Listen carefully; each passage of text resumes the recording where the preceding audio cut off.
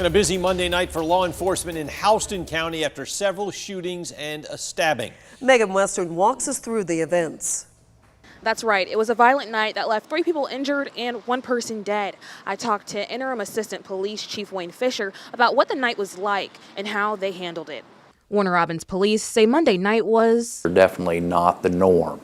It started off of Pleasant Hill Road. 6:18 p.m. units responded to 1319 Hartley Avenue, reference to a call of shots having been fired. Interim Assistant Police Chief Wayne Fisher says Tyjae Raekwon Morgan approached Stacey Harvey at the home.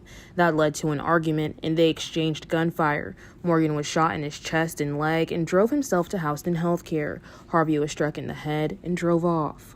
On Jones Place by Pleasant Hill was involved in a vehicle collision, and he suffered from a gunshot wound to his abdomen and to his forward lobe to his forehead.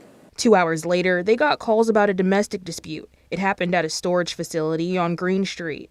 The couple, who had been engaged in a relationship for over 13 years, had a verbal altercation that turned physical. The woman allegedly stabbed her boyfriend. She transported him to the Houston Medical Center, where shortly thereafter he succumbed to cardiac arrest. Fisher says while this was a lot in one night, the community has no need to worry. These weren't random or spontaneous crimes that involved parties that had no affiliation with the activities. But he says it was taxing for the department as they only had 8 people on staff. So as a department, we'll coalesce around these problems and come as one.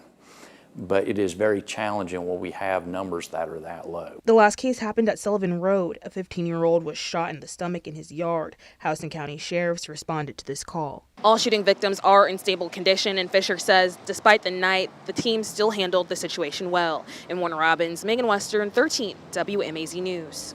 Interim Chief Fisher says if you believe you are a victim of domestic violence, you can call Warner Robins Police for help on getting connected to resources. You can call 478-302-5378.